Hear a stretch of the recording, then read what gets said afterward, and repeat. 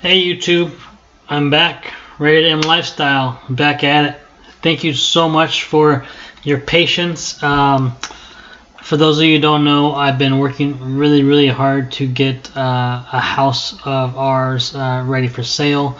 As of yesterday, I'm happy to announce that it's on market, so it's active.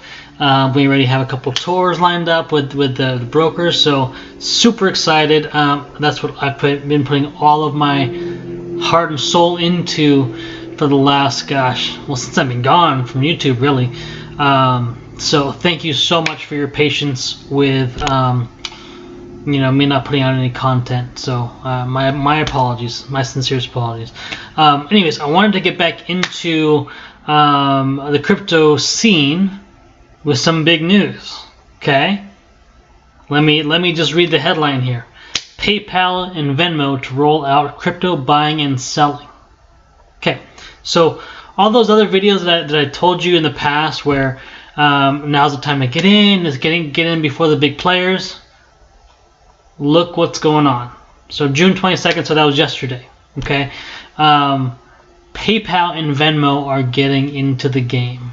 Okay, I was watching a video the other day, and they said it's 35 million users for these platforms. So think about it. If you're already in the game, like, dude, like you're gonna be a millionaire in the making. You just have to buy, hold, and have patience. Okay. Let's see. Let me scroll down a little bit here. Fintech giant PayPal plans to roll out direct sales of cryptocurrency to its 325 million users, according to 3 people familiar with the matter.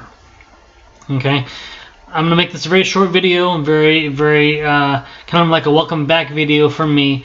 So I'll dive into just one other thing here. Currently, PayPal can be used as alternative means for withdrawing funds from exchanges such as Coinbase, which a lot of you, I have suggested Coinbase because it's easy to use. It's like the iPhone. It's just user friendly, just super intuitive almost, right? This would be a first time in terms of offering direct sales of crypto. Okay, PayPal declined to comment on the plans. Of course they did, because they don't want to let everyone else know what's going on. Okay, so this was from CoinDesk, which is a pretty credible source in the crypto world. The next article I want to show you is Forbes did a piece on it too. Buzz of PayPal and Venmo to facilitate crypto buying and selling. Okay, this is. I know a lot of the world is focused on, all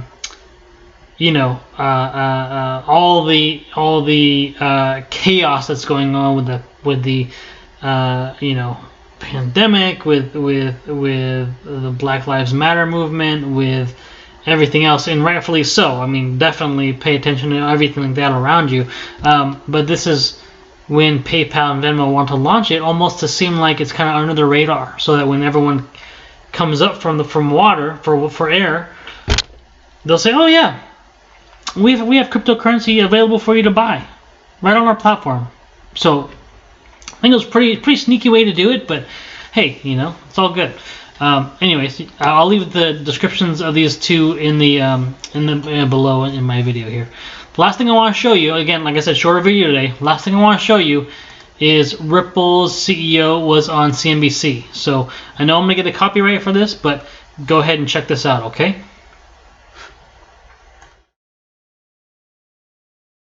Well, it is that time of year again. CNBC is out with our Disruptor 50, a list of 50 companies shaking up their industry and reforming the way they operate. Number 28 on this year's list is no stranger to our Fast Money crypto audience. Ripple making its debut on the Disruptor 50 list. CEO Brad Garlinghouse joins us now. Brad, great to see you again. Welcome back to Fast Money. Thank you for having me. It's great to see you again, despite the weird times. Yeah, very strange times indeed. On this day that you debut on the Disruptor 50 list, you're also making an announcement yourself in terms of your backing of PayID. Can you explain what this is and why this sort of simplifies how crypto had transferred money in the past?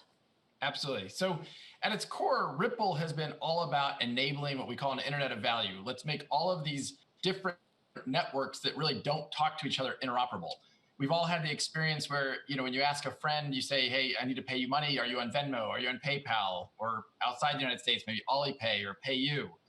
Isn't it funny? When I ask somebody for a phone number, I don't say, are you on AT&T? Are you on Verizon? I just get their phone number.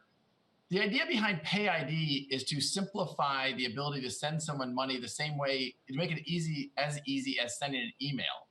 I don't ask someone, are you on Google or Yahoo? I just send an email. And so PayID enables, whether you're a large bank, or I'll use a very successful regional bank in Chicago called Byline Bank.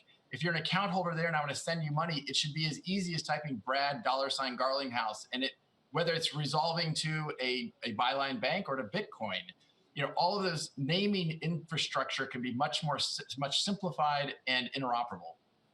I want to try and understand more what and who this disrupts. So who do you see as the main user of this sort of technology? Is it consumer-to-consumer money transfer, or ultimately could it be a company paying another company for, I don't know, buying a unit of theirs, for instance, or inventory? Or, I mean, how big could this be?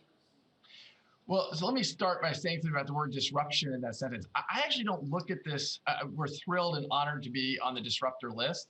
I think disruptor, particularly in Silicon Valley, can be a word that's kind of overused. That, it worked for Uber, it worked for some, but I think to some degree, it's not about move fast and break stuff. It's about building. It's about partnering and enabling. So when I think about what PayID is doing, and really when I think about what Ripple's doing overall, how do we partner with the industry and make it more efficient? How do we make it better for consumers? How do we make it better for small businesses? What we're seeing with PayID is not that it's going to disrupt a bank or disrupt a payment provider. It's going to make them more efficient. It's going to reduce friction. It's going to make it easier for consumers, for small businesses.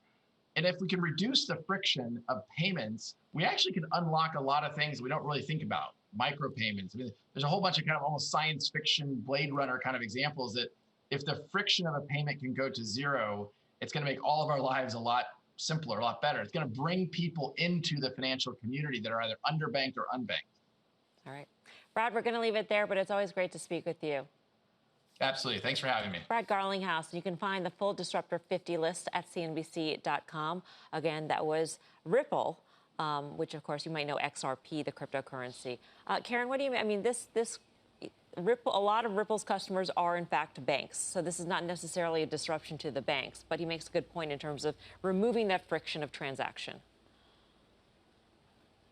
Right. Well, that makes sense. I guess I think of this is more evolution than disruption. But I'm also wondering, sort of on a related note, about in this post-COVID world, people are probably going to want to use cash, physical cash, a lot less, and have, touchless interactions. And I wonder if that will improve the adoption more quickly of some of these other payments.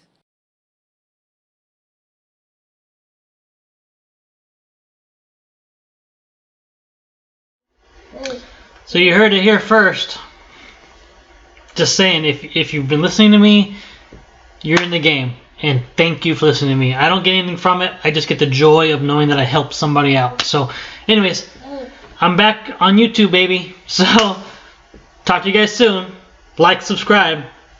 Peace out.